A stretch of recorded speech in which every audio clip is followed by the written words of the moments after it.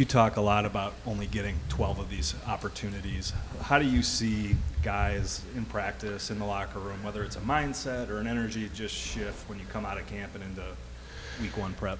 Yeah, I almost hope it doesn't shift, right? I mean, that's the whole mentality of this program is your mindset day in and day out for the last 6 months should match what Tuesday practice in the fall looks like week 1 to week 6 to week 8 to week 12. The great teams that I've been around, they've had the same mindset every single day.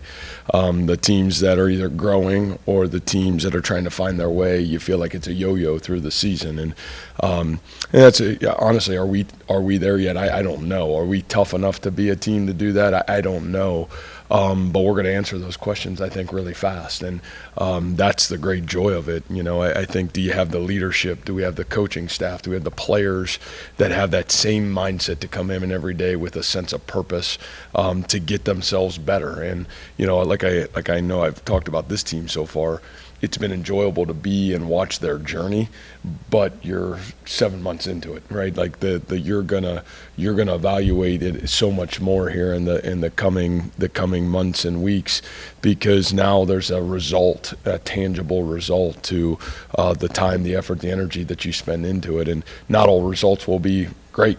And how you respond to it is defining of who you are and who you become. But, man, is your process directed on the result, how you played, did we win, did we lose, or is your result, man, I'm trying to be my best every day? And usually those teams and those players, man, they have elite success. What has stood out to you about North Dakota on film?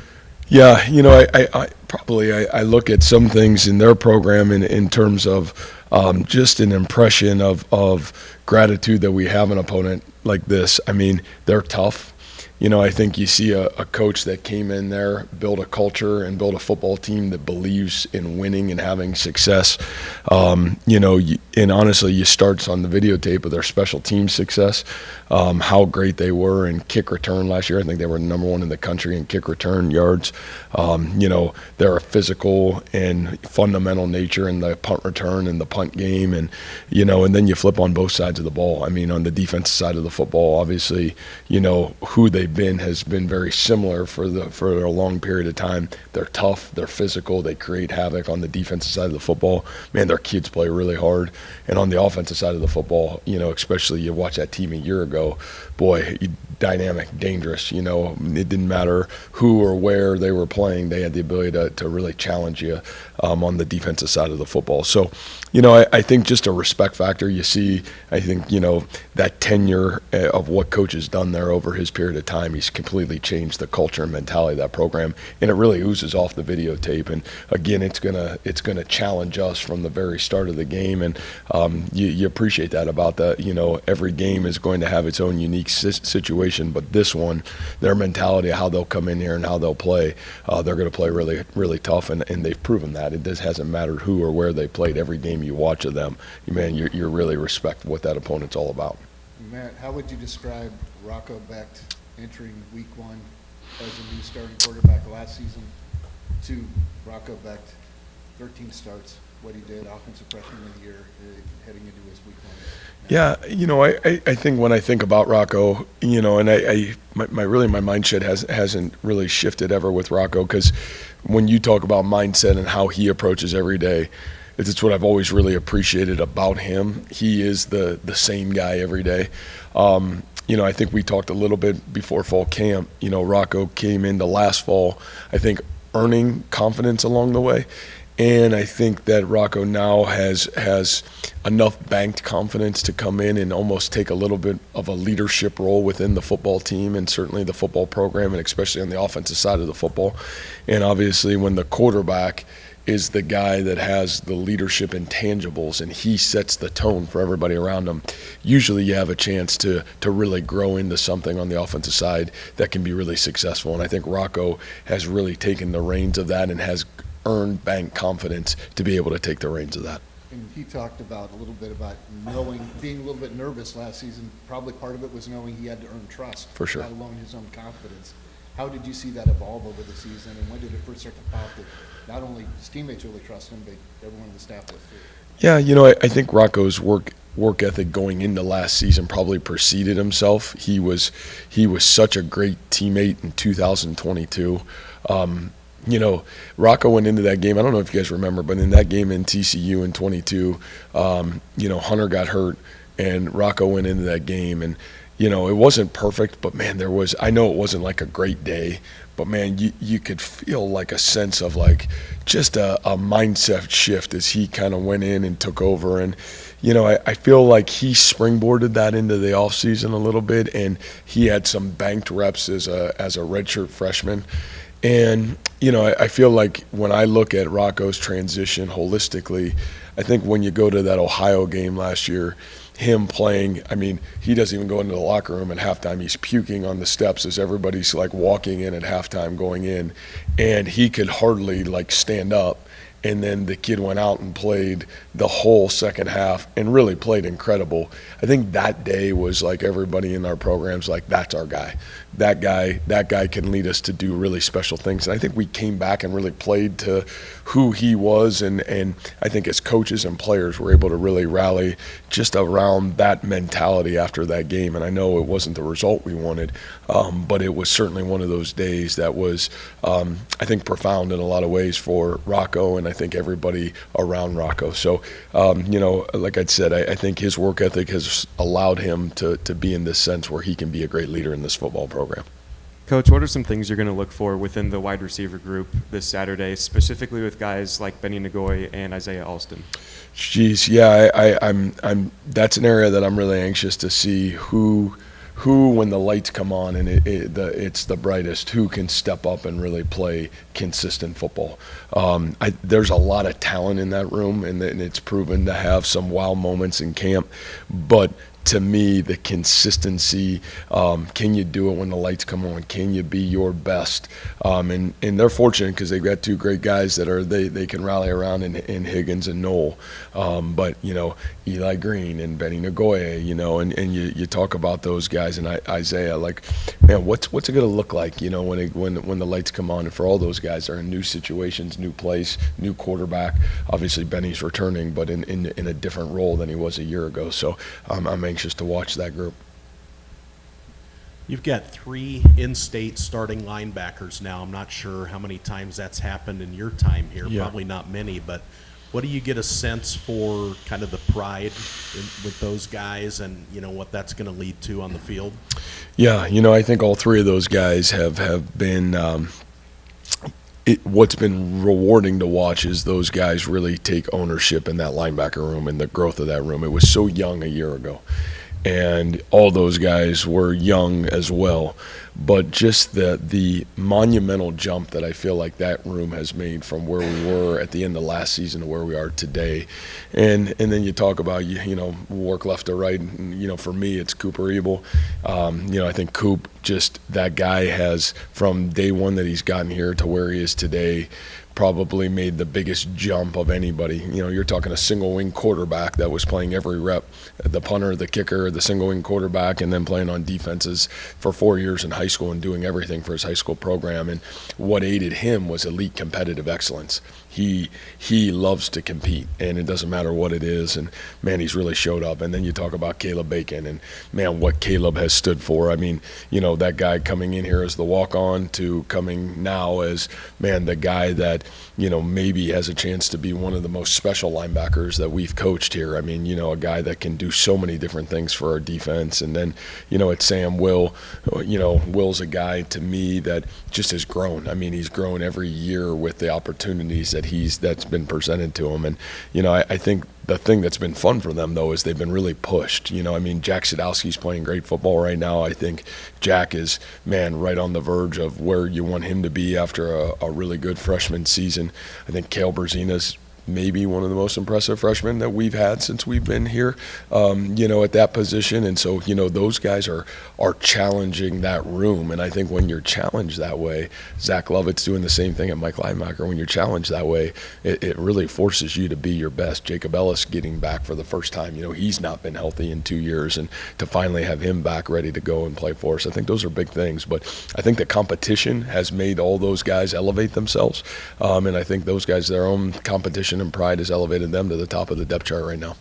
And then you've got Darian Porter, Miles Purchase on an oar line right now. Is that more of an indication of kind of the camp that Porter has had, more so than necessarily a knock on Miles?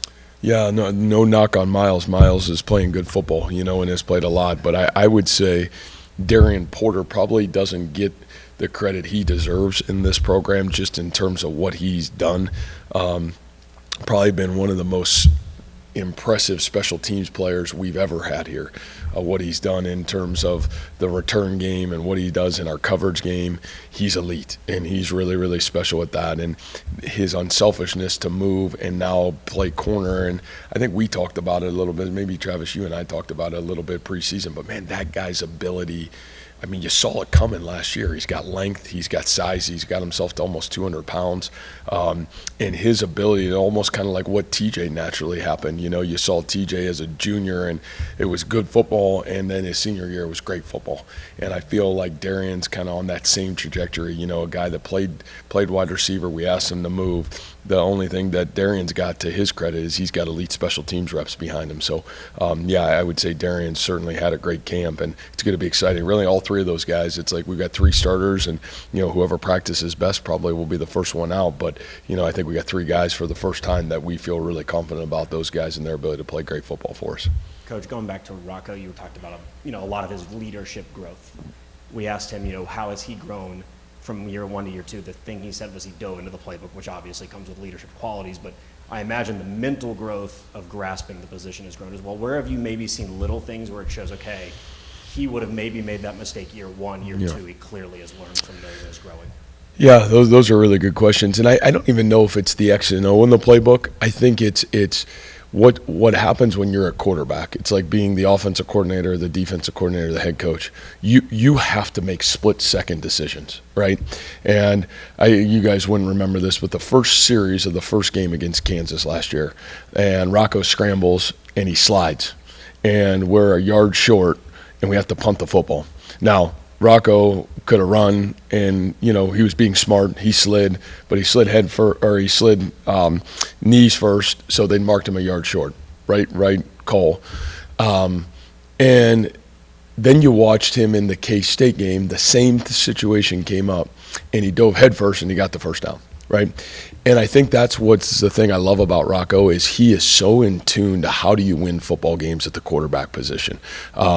It's not we all see the numbers and what that look. That's not how you win at quarterback. You have to win one moment at a time, one situation at a time, and you got to be elite at taking care of the football and understanding what each situation looks like and how you win.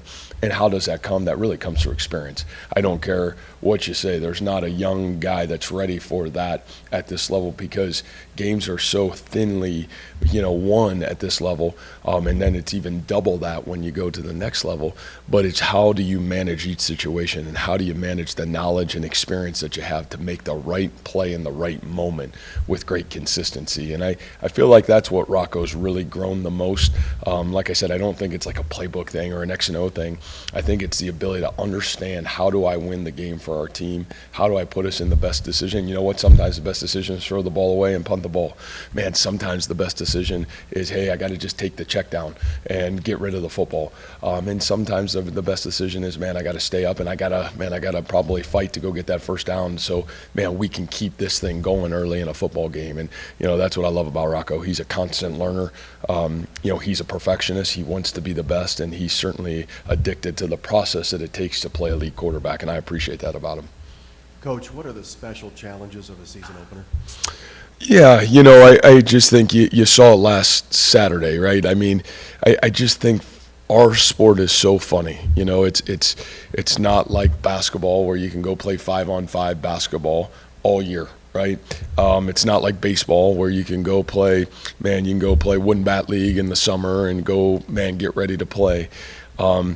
Football's really hard to replicate. 11-on-11, it's really hard to replicate the environment and game day experience. And so, you know, man, how you tackle in the first game, how you handle the pressure of some of these guys in new roles, and all of a sudden now there's 70,000 people here, and there's this great environment and great experience. I think all those things are unknown, and what we do as coaches is everything in our power to try to create those moments and that anxiety and that stress level and make it harder than what it is on game day. But you know, I think you really don't know what you have, and you're, as a player, you're trying to prepare yourself for those moments the best way you possibly can. And just like I was saying about Rocco, sometimes it takes experience and growth moments to get through it. But yeah, I think the first game is never for everybody in football. It's like a bowl game. You know, there's just so much time lapse between the time you play that you really try to do a great job of selling your guys in and giving them the confidence to go play fast and play confident. You guys voted on team captains this week. That was released yesterday online. What makes those 4 individuals players that you think their teammates wanted to vote for?